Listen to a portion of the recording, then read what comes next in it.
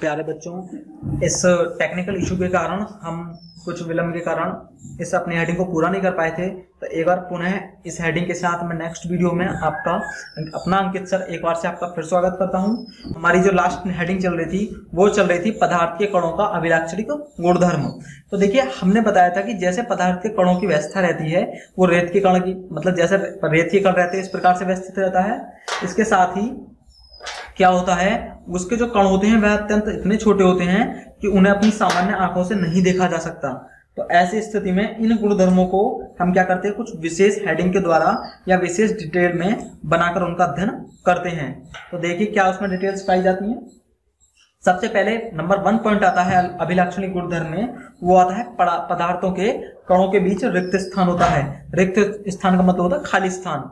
तो जो पदार्थ के जो कण होते हैं, पदार्थ के कण जो होते हैं उनके बीच रिक्त स्थान होता है। क्या होता है? रिक्त स्थान। रिक्त का मतलब होता है खाली, खाली जगह होती है। अभी बताया था आपको। आप क्या करेंगे, रेत, एक मुट्ठी रेत लीजिए, उसमें उंगली इस तरीके से प्रेशराइज्ड कीजिए, उसको दबा के देखिए। तो आपको भाई मान लीजिए उसमें जगह नहीं होगी तो आपकी उंगली नहीं जाएगी, उसके कण उसका विरोध करेंगे। लेकिन आप क्या करते हैं, जैसे उंगली उसमें लगाते हैं तो वह आपकी उंगली आसानी से नीचे की ओर दबती चली जाती है। तो इससे सिद्ध होता है कि जो पदार्थ के जो रेत के कण हैं उनके बीच खाली जगह है। इसी तरीके से हमारे पदार्थ के कण भी क्या करते हैं, उनके बीच जरूर कुछ ना कुछ रिक्त स्थान अवश्य पाया जाता है। तो देखिए इसी हेडिंग, इसी पॉइंट का अध्ययन करते हैं हम। पदार्थ के कण रेत के कणों की तरफ वितरित रहते हैं, अभी पीछे बताया जा चुका है।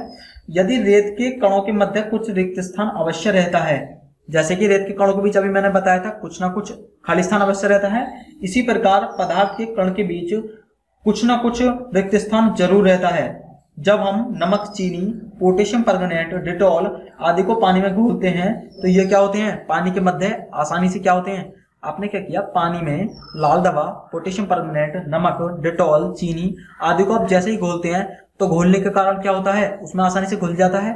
तो भाई क्या है, आपका जल भी पानी है और जो आप घोल रहे हैं वो भी जो जल है वो भी पदार्थ है और जो आप उसमें घोल रहे हैं वो भी पदार्थ है। यदि उनके बीच रिक्त स्थान नहीं होता उसके कणों के बीच, तो चीनी के कण क्यों घुल जाते? तो इससे सिद्ध होता है, इस प्रयोग से ये आसानी से जो इसमें घुस जाते हैं। मान लीजिए इसमें लिया आपने जल और जल में आप क्या घोल रहे हैं, चीनी, तो चीनी आसानी से घुल गई। तो यहाँ पे जल के कण है, तो जल के कण में जब चीनी आप उसको चलाते हैं तो उसमें चीनी के कण क्या होते हैं, आसानी से घुल जाते हैं ना। तो इससे पता चलता है कि वास्तव में पदार्थ के कणों के बीच रिक्त स्थान होता है। ये नहीं, आपको क्लियर हो गया। तो इसी के साथ एक नेक्स्ट पॉइंट पे चलते हैं बच्चों। क्या होता है पदार्थों के कणों के बीच जो गुणधर्म चल रहे हैं। सबसे पहले आपने रिक्त स्थान पढ़ लिया, रिक्त स्थान। इसके अलावा क्या होते हैं, पदार्थ के कण निरंतर गतिशील होते हैं। निरंतर का मतलब हमेशा, उनके बीच मतलब निरंतर बिना अंतर के हमेशा गतिशील होते हैं। गतिशील का मतलब है वो गतिशील मतलब गति की अवस्था में रहते हैं। देखिए बच्चों, पदार्थ के कण निरंतर गतिशील अवस्था होते हैं, इसका भी एक हम प्रयोग लेंगे और उसके द्वारा इस हेडिंग को स्पष्ट करेंगे।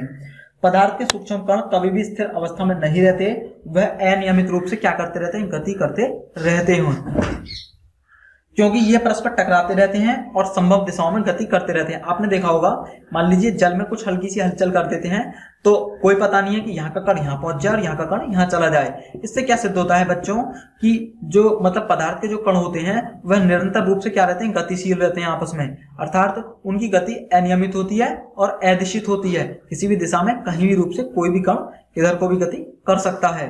ये विशेष तौर पर आपको जो कण की निरंतर गति है ये आपको ध्यान रखनी है, क्योंकि इसके आधार पर आपकी बहुत सारी जो आगे पदार्थ की रूपरेखाएं हैं गुणधर्म में स्पष्ट होते हैं। क्योंकि ये परस्पर टकराते रहते हैं, अतः सभी संभव दिशाओं में गतिमान रहते हैं। पदार्थ के कणों की गतिशीलता का प्रमाण हम एक अपने सामान्य क्रियाकलाप से देखते हैं। इसमें इसमें आप क्या करेंगे, देखिए पदार्थ क्या होता है, आपने धूप बत्ती देखी होगी अपने दैनिक जीवन में, या कपूर देखा होगा, या कोई भी सुगंध इत्र वगैरह देखा होगा। जब क्या करते हैं आप इस इत्र वगैरह को या धूप बत्ती को या किसी सुगंधित पदार्थ को, जैसे मोर्टिन वगैरह होती है, तो उसमें क्या करते हैं आप जैसे ही जला देते हैं तो जलने के कुछ देर पश्चात क्या होते हैं, उसके जो कण वो वायु में मिल जाते हैं। भाई जो आपने जो सुगंधित पदार्थ ले रखा है उसके कण वायु में मिल जाते हैं। आप किसी विशेष, आप एक कोने में उसको कीजिए, मतलब आपने इत्र कोने में आप उसका छिड़काव कीजिए तो आपको उसकी सुगंध पूरे कमरे में मिल जाएगी। तो इससे क्या पता चलता है कि जो ये जो कण थे, इत्र के जो कण हैं वो वायु में मिलकर कहाँ चले गए, पूरे वातावरण में फैल गए। अर्थात इससे सिद्ध होता है कि हमारे जो पदार्थ के कण होते हैं वह निरंतर रूप से गतिशील रहते हैं। जैसे कि मान लीजिए आपने अगरबत्ती ली, अगरबत्ती को क्या करते हैं, जैसे आप जलाते हैं तो थोड़ी देर पश्चात पूरे जो कमरा होता है उसमें उसके कण क्या होते हैं, फैल जाते हैं इस तरीके से गतिशील। तो ये जो कण है वो किसके सहायता से फैले, वायु की सहायता से। तो इससे क्या पता पड़ता है, जो पदार्थ के कण हैं, क्योंकि भाई जो इसके कण हैं उनमें सुगंध भरी हुई है, पहले तो वायु में सुगंध नहीं थी, तो इसके कण जैसे ही सुगंधित जो कण थे वो चारों तरफ किस में फैल गए, चारों तरफ हमारे कमरे में फैल गए। तो इससे सिद्ध होता है कि वास्तव में पदार्थ के कण निरंतर रूप से गतिशील रहते हैं। तो देखिए इसी गुणधर्म के आधार पर एक हम अपनी जो डेफिनेशन है विसरण वो क्लियर करते हैं कि असल में विसरण होता क्या है। देखिए आपको आगे नेक्स्ट कक्षाओं में बहुत ज्यादा पढ़ने के लिए मिलेगा, इसलिए ध्यान से समझें। क्या होता है बच्चों, स्याही के कण, आप स्याही देखते हैं, स्याही के कण तीव्रता से गति करते हैं और एक दूसरे में तेजी से मिल जाते हैं। आपने मान लीजिए पानी में स्याही ली, हल्की सी मिलाई और तेजी से उसको चला दिया तो वह तेजी से पूरे जल को क्या कर लेती है, रंग युक्त कर लेती है। तो ऐसी स्थिति में किसी विशेष प्रकार के कणों का एक स्थान से दूसरे स्थान पर रिक्त स्थानों में समावेशन हो जाना। अर्थात जैसे आपने पानी में क्या किया, थोड़ा सा आपने उसको स्याही को मिला दिया पानी उसमें जल में, तो स्याही क्या करती है, जो उसके जल के बीच जो रिक्त स्थान है, अभी बताया था कि जल क्या है, पदार्थ है, और पदार्थ के कण क्या रहते हैं, रिक्त रहते हैं। तो उसमें स्याही के कण तेजी से क्या हो जाते हैं, तेजी से समावेशित हो जाते हैं या मिल जाते हैं। पदार्थ के इन कणों को, अर्थात पदार्थ के इन कणों का तेजी से समावेशन होना ही क्या कहलाता है, विसरण कहलाता है। तो समझ चुके होंगे आप विसरण क्या होता है, दो विभिन्न पदार्थों का स्वतः ही मिलना विसरण कहलाता है। तो यहाँ पे आपने जल लिया था और स्याही ली थी, दोनों को आसानी से मिला दिया, इनका मिलने का कारण ही क्या कहलाता है, विसरण कहलाता है। तो देखिए हम यहाँ पे दो गुणधर्म क्लियर कर चुके हैं पदार्थों के कणों के। एक नेक्स्ट गुण के साथ हम पुनः इसका अध्ययन करते हैं बच्चों। देखिए तो पदार्थ का जो कण है, पदार्थ के कणों का जो नेक्स्ट गुणधर्म है वो है एक दूसरे को आकर्षित करना। ये चल रहे हैं पदार्थ के कणों के गुणधर्म, ये है एक दूसरे को आकर्षित करना। क्या चल रहा है, एक दूसरे को आकर्षित करना। तो देखिए आकर्षित जानते हैं आप, किसी चीज को अपनी ओर खींचना, किसी चीज को अपनी ओर खींचना। तो देखिए पदार्थ के कण एक दूसरे को आकर्षित करते हैं। वास्तव में आप कोई भी पदार्थ उठा लीजिए, कोई भी संसार में सभी पदार्थ एक दूसरे से क्या बंधे, किसके द्वारा बंधे हुए हैं, आकर्षण के कारण बंधे हुए हैं। मान लीजिए ये मैं एक वस्तु लेता हूं, इसके कण ये आपस में क्या है, मिले हुए हैं, एक जगह रुके हुए हैं, तो वो किसके कारण रुके हुए हैं, आकर्षण बल के कारण, अर्थात एक विशेष आकर्षण के गुण के कारण। तो क्या पता चलता है इससे कि संसार में जो भी कुछ ब्रह्मांड में जो भी पदार्थ है वह प्रत्येक कण आपस में किसके कारण रुका हुआ है, आकर्षण बल के कारण। उदाहरण के लिए जल के कणों अणुओं के मध्य लगने वाले आकर्षण बल के कारण होता है। भाई जल के जो कण हैं वो इस तरीके से, तो एक दूसरे से मान लीजिए आपने उसमें एक पात्र में भर दिया उनको, तो पात्र भरने के कारण वो एक जगह रुके रहते हैं या एक कण दूसरे से अटैच रहता है। तो ऐसी स्थिति में वास्तव में क्या होता है, उनके मध्य आकर्षण बल होता है। यदि यह आकर्षण बल नहीं होता तो यह कण कभी भी एक जगह स्थिर नहीं होते। अतः पदार्थ के कणों के मध्य लगने वाला यह आकर्षण बल संसर्जन बल कहलाता है। ये जो कण एक दूसरे में रुके हुए होते हैं, मान लीजिए आपने कोई पदार्थ लिया और वह उसके कण आपस में मिलकर उस वस्तु को रोक रहे हैं, तो यह जो बल होता है वह संसर्जन बल कहलाता है। एक ही कणों के बीच लगने वाले आकर्षण बल को संसर्जन बल कहते हैं। तो यहाँ पर समझ गए होंगे आप, आपने एक मानव श्रृंखला बनाते हैं, एक दूसरे के हाथ पकड़कर एक मानव चैन बनाते हैं, यानी मानव की एक लंबी चैन बनाते हैं। तो यह चैन भी किसको डिनोट करती है, हमारी पदार्थ के आकर्षण के सिद्धांत को डिनोट करती है, यानी एक पदार्थ किस तरीके से दूसरे पदार्थ से जुड़ा हुआ है। तो देखिए आप यहाँ पे क्या देखते हैं, विभिन्न पदार्थों के कणों के लगने वाले आकर्षण। मान लीजिए अलग अलग प्रकार के पदार्थ हैं तो हम उनको भिन्न भिन्न पदार्थ कहेंगे। तो अलग अलग प्रकार के, अभी आपने एक ही पदार्थ के बीच लगने वाले आकर्षण बल को पढ़ा था। यदि अलग अलग प्रकार के पदार्थ हैं तो उनके मध्य लगने वाले आकर्षण बल को क्या करेंगे और वो किस प्रकार से व्यवहार करता है, इसका भी अध्ययन हम कर लेंगे। तो देखिए बच्चों क्या होता है, लोहे की कील में पदार्थ के कण परस्पर अत्यंत रूप से आकर्षण बल से जुड़े होते हैं। भाई लोहे की कील क्या होगी, उसके जो कण हैं, लोहे के कण जो हैं वो आपस में बहुत मजबूती से बंधे हुए हैं। यदि आप उनको थोड़ा सा भी चोट करेंगे तो वो अलग नहीं होंगे। जबकि जल के कण क्या होते हैं, थोड़ी सी दूर दूर होते हैं, तो वो तो एकदम आसानी से दूर हो जाएंगे, तो जिसके कारण इन्हें तोड़ा नहीं जा सकता। जबकि शेष दोनों वस्तुएं सरलता से तोड़ी जा सकती हैं। इसके अलावा आप एक लोहे की यदि कील ले रहे हैं तो आप एक चाक का टुकड़ा ले लीजिए, चौक जिससे हम लिखते हैं। आप उसमें क्या करेंगे, हल्का सा प्रहार करेंगे तो वो टूट जाएगा, और जबकि लोहे की कील में हल्का सा प्रहार करेंगे, उसको मारेंगे, पीट मतलब उसको कुछ चोट करेंगे तो वह नहीं टूटेगा। इससे पता चलता है कि जो पदार्थ के जो कण हैं वह उनकी जो आकर्षण बल का कारण होता है वह अलग अलग होता है। अर्थात किसी एक पदार्थ का दूसरे पदार्थ के प्रति आकर्षण बल कम या ज्यादा हो सकता है। जैसे चौक के जो कण है वो आसानी से टूट जाते हैं, तो वो दोनों क्या हैं, कम आकर्षण बल के कारण बंधे हुए हैं। जबकि लोहे की जो कील है वह आसानी से नहीं टूटती, इसके कारण उसके मध्य आकर्षण बल प्रबल होता है, अर्थात वह आसानी से नहीं टूट सकती क्योंकि आकर्षण बल उनके मध्य अधिक मात्रा में लगा हुआ है। तो देखिए बच्चों, हम पदार्थ के कण के बारे में पढ़ चुके हैं और पदार्थ की अवस्थाओं का भी अध्ययन वास्तविक रूप से कर चुके हैं। ऐसी स्थिति में हम एक पदार्थ की नई हेडिंग के साथ पुनः शुरू करते हैं, पदार्थ की अवस्थाएं। देखिए ये आपने पीछे भी पढ़ी होंगी या इसके बारे में आपने थोड़ा बहुत नॉलेज जरूर रखी होगी। यदि नहीं भी रखी होगी तो आप इसको ध्यान से देखिए, आज के बाद आपको इसमें कोई परेशानी नहीं होने वाली है। तो देखिए बच्चों, पदार्थ की अवस्थाएं, वैसे इस पार्ट में आप क्योंकि पदार्थ के बारे में पढ़ रहे हैं तो पहले पदार्थ की डेफिनेशन हम हमेशा अपने दिमाग में रखिए, और जो हेडिंग उससे चल रही है फिर उसके साथ उस नॉलेज को मैच कीजिए। तो पदार्थ की अवस्थाएं, क्या हेडिंग चल रही है, पदार्थ की अवस्थाएं। पदार्थ और इसकी क्या अवस्थाएं पाई जाती हैं, इनका अध्ययन हम इस हेडिंग में विशेष तौर पर करेंगे। जब हमने अपने आसपास के पदार्थों को ध्यान से देखते हैं, भाई आप अपने पदार्थ को ध्यान से देखते हैं, आसपास तरह तरह के पदार्थ पाए जाते हैं, तो इन गुण धर्मों की अवस्थाओं के कारण ये जो गुण धर्म पाए जाते हैं या जो व्यवहार करते हैं उसके आधार पर हम अपनी पदार्थ की अवस्थाओं को विभिन्न भागों में बांट सकते हैं। तो देखिए कितने प्रकार की होती हैं। देखिए क्या देखते हैं, कुछ पदार्थ तो बहुत कठोर और कुछ तरल व कुछ गैसीय होते हैं। जैसे कि आपने भाप देखी होगी, वह गैसीय अवस्था में है। या आपने क्या देखा होगा, पानी, तेल, जल देखा होगा, सॉरी पानी, द्रव वगैरह देखा होगा, तेल वगैरह, तो वो क्या है, द्रव्य अवस्था में है। जबकि अन्य प्रकार के पदार्थ जैसे कि लोहा वगैरह ये क्या है, ठोस अवस्था में है। तो इन्हीं पदार्थों की देखने के आधार पर हम इसको तीन भागों में बांट सकते हैं। एक होता है ठोस, एक होता है द्रव और एक होता है गैस। ठीक है, मैं इस पार्ट में कोई भी हेडिंग छोड़कर नहीं चल रहा हूं, यह आपके लिए संपूर्ण और एक विशेष वीडियो है। मतलब आप इसमें क्या करेंगे, पूरी हेडिंग, आप इसमें कोई भी चीज छुटा नहीं पाएंगे अपने आप को।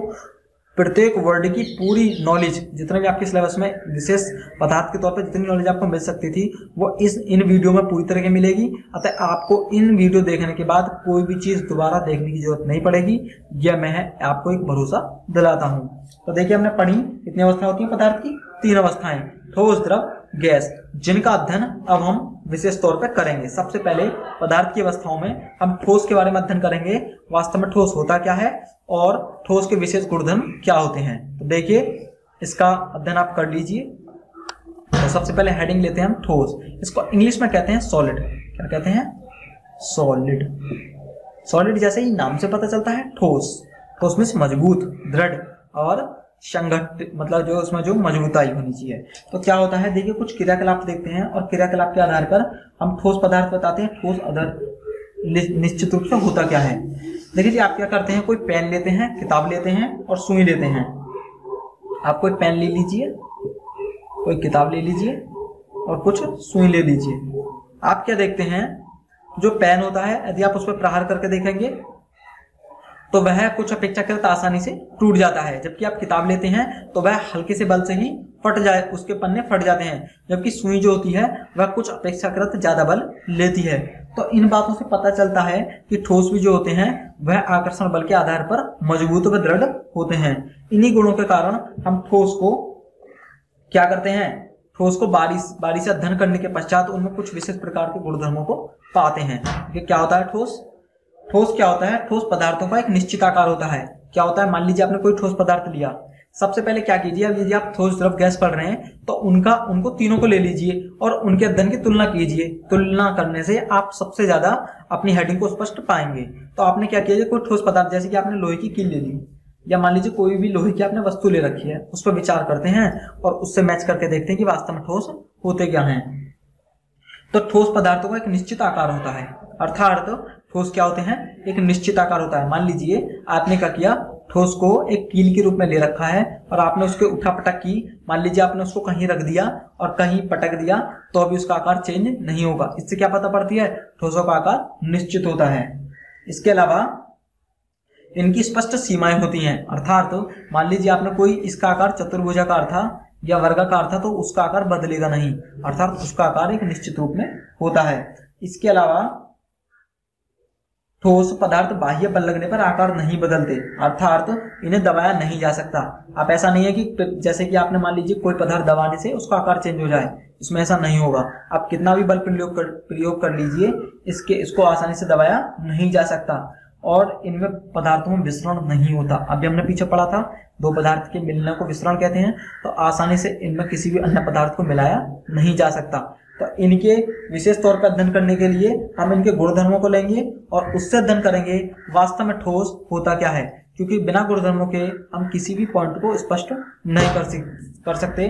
तो हम यहाँ पे अपनी हेडिंग लेते हैं ठोसों के गुण। सबसे पहले बच्चों आपका आता है ठोसों के गुण में आकार। क्या आता है, आकार। जैसे कि पता पड़ता है आकार से क्या साइज होता है। ठोस कणों का एक निश्चित क्रम विन्यास होने के कारण इनके कणों का आकार निश्चित होता है। मान लीजिए आपने कोई ठोस ले रखा है, तो भाई आप जान देंगे कोई भी पदार्थ कणों से मिलकर बना हुआ है तो इसके कणों का एक निश्चित आकार होता है, अर्थात इसके कण जो हैं एक निश्चित व्यवस्था में व्यवस्थित रहते हैं। ऐसा नहीं है कि आप उनको हिलाएंगे डुलाएंगे तो वो हट जाएंगे। इसी के कारण उनके कणों की एक निश्चित व्यवस्था के कारण ही ठोसों का आकार क्या होता है, निश्चित होता है। जिस वस्तु में आपने उसको डाल दिया या जैसी वस्तु आपने उसकी बना दी तो वह उस जो व्यवस्था होगी वह स्थायी व्यवस्था होती है, अर्थात आसानी से आप उसको चेंज नहीं कर सकते। सेकंड पॉइंट लेंगे बच्चों इसमें आयतन। क्या लेंगे, आयतन। आयतन होता है घिरने का स्थान। बताया था आपको जब पदार्थ की परिभाषा बताई थी। तो आयतन क्या होता है बच्चों, ठोस पदार्थ में कण पास पास होते हैं अतः इनमें दाब डालने पर आयतन में परिवर्तन नहीं होता। क्या होता है, मान लीजिए आपने एक गिलास पानी लिया, उसको कटोरी में बदल दिया, तो उसने क्या कर लिया, आयतन चेंज कर लिया। भाई आयतन क्या होता है, स्थान परिवर्तन ही आयतन है। लेकिन ठोस ऐसा नहीं है। मान लीजिए आपने एक ईंट ली थी और उसको आज सीट पर आपने कहीं और रखा है, आप यदि उसको नीचे रखते हैं तो उनके आकार में कोई परिवर्तन, आयतन में कोई परिवर्तन नहीं होता, अर्थात उसकी जो आकृति थी, जो घनी आकृति है, वह उसी अवस्था में बनी रहती है। तो आप इससे भी समझे होंगे कि आयतन क्या होता है। तो इस तरीके से क्या होता है, ठोसों का आकार व आयतन दोनों निश्चित होते हैं। इन्हीं के आधार पर हम इसकी परिभाषा भी वर्णित करते हैं। ठीक है, नेक्स्ट पॉइंट और ले लेते हैं आकर्षण बल। अभी ठोसों के कणों के मध्य आकर्षण बलों का अध्ययन किया था बच्चों। आकर्षण बल देखिए क्या होता है, ध्यान से देखेंगे। कण अत्यधिक पास पास होते हैं, अभी बताया था मैंने। देखिए कण क्या होते हैं, इसके इतने ज्यादा पास पास होते हैं कि इनके जो मध्य परिवर्तन वो सहज नहीं होता, अर्थात आसानी से इनके मध्य परिवर्तन नहीं हो सकता। इतने ज्यादा स्पष्ट या घनीय संरचना होती है कि इनके वो किसके कारण होती है, आकर्षण बल के कारण। अर्थात जो कण होते हैं वो परस्पर इतने मजबूत आकर्षण बल से बंधे हुए होते हैं कि इनकी जो मजबूताई होती है वह इनके कणों के आपस में आकर्षण बल के कारण ही होती है। अर्थात हम ये कह सकते हैं कि ठोसों के कणों के मध्य आकर्षण बल बहुत अधिक प्रबल होता है। प्रबल का मतलब होता है मजबूत। ठीक है, एक नेक्स्ट पॉइंट आता है घनत्व। क्या आता है नेक्स्ट पॉइंट, घनत्व। तो देखिए प्यारे बच्चों, घनत्व क्या होता है, किसी पदार्थ का घनत्व उसके प्रति एकांक आयतन के द्रव्यमान के बराबर होता है। अर्थात द्रव्यमान बटे आयतन, घनत्व क्या होता है, द्रव्यमान बटे आयतन। प्रति आयतन में जितना द्रव्यमान आ सकता है वह उसका घनत्व कहलाता है। तो इनके कणों का आपस में अत्यधिक सटे होने के कारण इनका जो घनत्व होता है वह भी क्या होता है, अत्यंत रूप से निश्चित होता है। इनका घनत्व क्या होता है, अत्यधिक सटे होने के कारण, अत्यधिक मजबूत बलों से इसके कारण जो बंधे होते हैं ठोसों के, उनके कारण इसका घनत्व क्या होता है, बहुत निश्चित होता है और एकदम स्पष्ट होता है। देखिए जो रबड़ होती है, एक बात करें हम तो रबड़ आपने देखी होगी आसानी से खींची जाती है, लेकिन फिर भी वह वास्तव में ठोस होती है। क्यों, क्योंकि उसके मध्य आकर्षण बल अपेक्षाकृत कम है, लेकिन वास्तव में रबड़ फिर भी ठोस की भांति व्यवहार करती है। आपने देखा होगा कि उसको पुनः यदि इसको खींचा जाए तो वह अपने स्थान पर हट जाती है, लेकिन यदि आप उसको बल लगाकर पुनः हटा देते हैं तो वह अपनी पुरानी अवस्था में आ जाती है। तो इस तरीके से हम ठोसों का अध्ययन कर चुके हैं। अब हम एक नेक्स्ट हेडिंग के साथ पदार्थ की, जो मैंने बताई थी आपकी द्रव अवस्था, उसका अध्ययन करते हैं। जैसे कि आप ठोसों का अध्ययन कर चुके हैं, मैंने आपको बताया था कि इनकी क्वालिटी को अपने दिमाग में रखिए और इनकी तुलना दूसरे अवस्था के साथ कर दीजिए, आप आसानी से दूसरी अवस्था को समझ जाएंगे। कितनी अवस्था बताई थी? ठोस, द्रव, गैस। तो देखिए बच्चों, अब ठोस के अलावा हम जो अध्ययन करेंगे वो करेंगे गैसों का, द्रवों का, क्योंकि सबसे पहले बीच में आता है द्रव। दूसरी हेडिंग क्या है आपकी? द्रव। तो देखिए आपने क्या देखा होगा, आपने दैनिक जीवन में विभिन्न प्रकार के पदार्थ जैसे कि जल, जूस, तेल, शीतल पेय, विभिन्न प्रकार के आदि बर्तनों में भरे हुए पदार्थ देखे होंगे। तो ये सभी जो होते हैं द्रव होते हैं, और इन द्रवों की परिभाषा और गुणधर्मों को आज हम विशेष तौर पर स्पष्ट करेंगे और इनका अध्ययन करेंगे। देखिए क्या होते हैं द्रव। द्रव क्या होता है, मान लीजिए आपने अभी मैंने बताया था कि द्रव क्या करते हैं। आप मान लीजिए आपने एक गिलास लिया, उसमें भर दिया तो उसमें भर गया। आपने क्या किया, एक कटोरी ली तो उसमें भर दिया तो कटोरी में भर गई। तो इस तरीके से क्या होता है, विभिन्न विभिन्न पात्रों में रखने पर द्रव का जो आयतन होता है वह क्या करता है, बदलता जाता है। तो इससे स्पष्ट होता है कि द्रव का जो आकार व आयतन होता है द्रव का जो आकार होता है वह अनिश्चित होता है। तो ऐसे स्थिति में देखिए क्या करते हैं, हम इनके गुणधर्मों का अध्ययन करते हैं। सबसे पहले क्या होता है, द्रवों का आकार अनिश्चित जबकि आयतन निश्चित होता है। तो इनको क्या करते हैं, हम प्रयोग द्वारा अपनी हेडिंग में ही स्पष्ट कर लेंगे और उसी आधार पर अपनी परिभाषा को समझ जाएंगे। तो आप सिर्फ इतना याद रखिए कि द्रवों के आकार अनिश्चित जबकि आयतन क्या होता है, निश्चित होता है, और ये तरल होते हैं। तरल मतलब बहने वाले होते हैं। देखिए इन चीजों को स्पष्ट करेंगे इनके गुणधर्मों में, और बाकायदा इसको डायग्राम बनाकर हम विशेष तरीके से चित्रों की सहायता से इसको समझेंगे। तो इन परिभाषा को आप सिर्फ अब याद कीजिए, और जब आप इनके गुणधर्मों को समझ लेंगे तो आपको कोई भी रटने की जरूरत नहीं होगी, क्योंकि साइंस में कभी कोई भी चीज रटने की नहीं होती। आप इनको जितना ज्यादा समझेंगे या जितना ज्यादा चिंतन करेंगे, चिंतन का मतलब जितना ज्यादा सोचेंगे, वह आपके दिमाग में उतनी तरीके से ही स्पष्ट हो जाएगी। कुछ चीजें ऐसी होती हैं, यदि आप उनको ढंग से पढ़ लेंगे तो वह आप अपने दैनिक जीवन छोड़िए अपने पूरे जीवन में कभी नहीं भूलेंगे। ऐसा मेरा मानना नहीं, बल्कि ऐसा एक नियम होता है। तो देखिए द्रवों के गुणधर्मों में क्या होता है, द्रव अवस्था के जो कण होते हैं वो ठोसों की अपेक्षा थोड़े दूर होते हैं। देखिए ठोसों में हमने कैसे पढ़े थे बच्चों, हमने इस तरीके से बिल्कुल पास पास पढ़े थे, लेकिन द्रवों में ऐसा नहीं होता। द्रव के कण क्या होते हैं, थोड़े दूर दूर होते हैं। जैसे कि पानी के कण है, उसको बहा के देखोगे तो वो पलट जाएगा, अर्थात इतने दूर होते हैं कि आप आसानी से उसमें अन्य प्रकार के पदार्थों को मिला सकते हैं। तो ये क्या है, द्रव के कण ले लिए हमने। क्या ले लिए, द्रव के कणों की स्थिति। द्रव के कणों की स्थिति।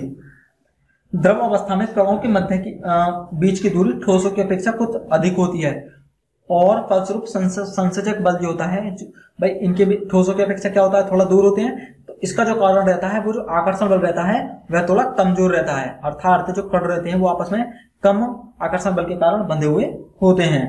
तो देखिए इनके आधार पर हम कुछ गुणधर्मों को स्पष्ट करते हैं। नंबर फर्स्ट है आकार।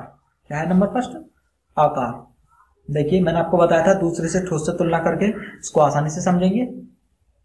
द्रव के कण गति करते रहते हैं। द्रव के कण क्या है, गति करते रहते हैं, फलस्वरूप इनके स्थान निश्चित नहीं होते, और इस स्थान नहीं निश्चित होने के कारण इनका आकार कोई भी निश्चित होता। आकार का मतलब आप इस प्रैक्टिकल से बहुत आसानी से समझेंगे। आपका कीजिए कोई भी दो तरह के पात्र लीजिए। फिर एक बार पुनः बताता हूँ, आपने मान लीजिए गिलास लिया है या कोई चौकोर बर्तन लिया है, उसमें भर के देख लीजिए आप, तो वह उसका आकार ग्रहण कर लेगा। जबकि पुनः आपका मन करता है उस पानी को या कोई भी द्रव है, आपने उसे किसी दूसरे पात्र, कटोरी, गिलास, बर्तन किसी अन्य में रखते हैं आप, तो उस कटोरी या उस अन्य प्रकार के पात्र में रखने के कारण वो क्या करता है, उसका आकार ग्रहण कर लेता है। तो ऐसे पात्रों को देखने से पता चलता है कि द्रव के जो आकार हैं वो वास्तव में अनिश्चित हैं, क्योंकि उसने अभी इसका आकार ग्रहण कर लिया था और अभी दूसरी आकृति वाले बर्तन में रखेंगे तो उसका आकार ग्रहण कर लेगा। तो इससे पता चलता है कि द्रवों का आकार कैसा होता है, अनिश्चित होता है, अर्थात निश्चित नहीं होता। तो समझ गए होंगे प्यारे बच्चों बात। अब देखिए नेक्स्ट पॉइंट लेके चलते हैं हम द्रवों का। देखिए थोड़ा सा ये हैवी होने के कारण आज आपकी थोड़ी सी जो राइटिंग है वो खराब आ रही होगी, लेकिन मैंने बताया था कि आपकी समझ में आना चाहिए, मेन चीज समझना होता है, बाकी किसी भी तथ्य से आप इसका फालतू मतलब मत निकालिए। तो देखिए बच्चों सेकंड पॉइंट होता है आयतन। क्या होता है, आयतन। देखिए आयतन को एक प्रयोग द्वारा स्पष्ट करेंगे हम। क्या होता है आयतन, द्रव के कण द्रव की सीमा के अंदर ही स्वतंत्रता पूर्वक गति करते हैं, किंतु वह पृष्ठ से ऊपर नहीं छोड़ पाते। अर्थात आयतन का मतलब क्या है कि आप उसको जिस बर्तन में घेरते हैं उसकी सीमा तो ग्रहण कर लेता है, लेकिन ऐसा नहीं है कि वह उसकी पात्र की सीमा को तोड़ के बाहर निकल जाएगा। मान लीजिए आपने एक बीकर लिया था, उसमें जल को भर दिया, तो जल जहां तक उसकी स्थिति है वहां तक भरा रहेगा, लेकिन ऐसा नहीं है कि उसके पात्र से बाहर निकल जाएगा। क्यों? क्योंकि यह स्थिति होती है द्रवों के आयतन के कारण। आयतन क्या होता है? स्थान घेरने की स्थिति, अर्थात जहां पे जो इस स्थान में वह भरा जाता है उसी के स्थान अपने आप को ढाल लेता है। तो ऐसी स्थिति में बच्चों यहां से समझना पड़ेगा कि ये जो कण होते हैं, द्रव के जो कण होते हैं, वह ऊपरी सतह से बाहर नहीं निकल पाते। इससे स्पष्ट होता है कि जो द्रव के कण हैं उसे आसानी से क्या कर सकते हैं? अपने अंदर ही समाहित रहते हैं। अर्थात आप द्रव को जिस बर्तन में डालते हैं उसकी आकृति तक ही वह निश्चित रूप से समाहित हो जाता है या उसमें भरा हुआ रहता है। इससे स्पष्ट होता है कि द्रवों का आकार, द्रवों का आयतन जो होता है वह निश्चित होता है। ठीक है, इसमें थर्ड पॉइंट होता है तरलता। क्या होता है? तरलता। तरलता होता है तरल, बहना, ग्लोइंग। तो बच्चों देखिए तरलता क्या होता है, इसको समझेंगे हम। तरलता होता है जब हम क्या करते हैं, द्रव के कण क्या रहते हैं, थोड़ी दूर दूर उनमें स्थान होता है, अर्थात थोड़ा सा गैप पाया जाता है। अब हम किसी एक ऊंचे सतह से उसका प्रवाह करेंगे तो हमेशा वह नीचे की सतह की ओर बहेगा। मान लीजिए आपने क्या करा, कोई पात्र लिया और इस पर उसमें आपने क्या करा, मान लीजिए जल बिखेरने की कोशिश करी, तो जैसे उसे कोई नीचे की सतह मिलेगी तो नीचे की सतह मिलने के कारण द्रव हमेशा उसकी ओर गति करना शुरू कर देंगे। मान लीजिए यह ऊपरी परत है और यह निचली परत है, तो जैसे ही आपने द्रव इस पर बिखेरा तो द्रव हमेशा निचली परत की ओर बहना शुरू कर देगा। इसी गुण को द्रव की तरलता का गुण कहते हैं और यह प्रत्येक द्रव में पाया जाता है। यह जो गुण स्पष्ट करता है वह उनके कम संसेचक बल के कारण होता है, क्योंकि उनके मध्य जो संसेचक बल कम लगता है और वह आसानी से एक कण दूसरे कण को छोड़कर अन्य स्थान पर जाना शुरू कर देता है। इसी गुण को हम तरलता का गुण कहते हैं। देखिए नेक्स्ट पॉइंट आता है, इसका अंतिम पॉइंट भी है ठोसों का द्रवों का घनत्व। क्या आता है सेकंड पॉइंट? घनत्व। देखिए बच्चों घनत्व क्या होता है? घनत्व अभी आपको पीछे बताया था ठोसों में प्रति एकांक आयतन में जो द्रव्यमान भरा होता है उसको, उस वस्तु का क्या कहते हैं? हम घनत्व कहते हैं। तो यद्यपि बर्फ जैसे ठोस पदार्थ का घनत्व जल से कम होता है, जैसे कि जल 0 डिग्री सेंटीग्रेड से 4 डिग्री सेंटीग्रेड के बीच सिकुड़ जाता है, जबकि ताप बढ़ने पर यह फैलता है। तो ऐसी स्थिति में यह विशेष गुण धर्म दर्शाते हैं। अर्थात इसका जो घनत्व होता है वह, भाई बर्फ क्या है? ठोस है। तो ऐसी स्थिति में जबकि जल क्या है? द्रव है। तो जो बर्फ का जो घनत्व वो जल से भी कम होता है। तो घनत्व के लिए हम इसमें विशेष व्यू दर्शाते हैं कि इनका घनत्व ठोसों की अपेक्षा यानी कुछ विशेष परिस्थितियों में अधिक होता है और कभी कभी कम भी होता है। तो ऐसी स्थिति पर यह जो घनत्व का गुणधर्म होता है यह आपको कुछ पॉइंट याद रखने होंगे, जैसे कि जल 0 डिग्री सेंटीग्रेड से 4 डिग्री सेंटीग्रेड के बीच सिकुड़ जाता है, जबकि ताप बढ़ने पर वह क्या होता है? फैलेगा। तो फैलने पर घनत्व बढ़ेगा, जो कि 4 डिग्री सेंटीग्रेड पर जल का घनत्व अधिकतम 1 ग्राम सेंटीमीटर होता है, परंतु 0 डिग्री सेंटीग्रेड पर बर्फ का घनत्व सबसे कम रहता है, 0.91 ग्राम सेंटीमीटर। तो इस तरीके से पता चलता है कि ठोस और द्रव में आपको क्या अंतर मिल गया। तो यहां से स्पष्ट हो गया कि ठोसों का आकार अनिश्चित, आयतन निश्चित और इनमें तरलता का गुण पाया जाता है। तो इन सभी गुणधर्मों को आप अपने फिगर की सहायता से स्पष्ट कर चुके हैं। तो देखिए हमारा जो नेक्स्ट पॉइंट है वह है गैसीय अवस्था। क्या है बच्चों? गैसीय अवस्था। इसका अध्ययन एक हम नेक्स्ट वीडियो में करेंगे, और क्योंकि कुछ लंबी वीडियो के कारण आप भी क्या हो जाते हैं, थोड़ा सा बोरियत महसूस करते हैं, तो कुछ हमेशा आराम से अध्ययन कीजिए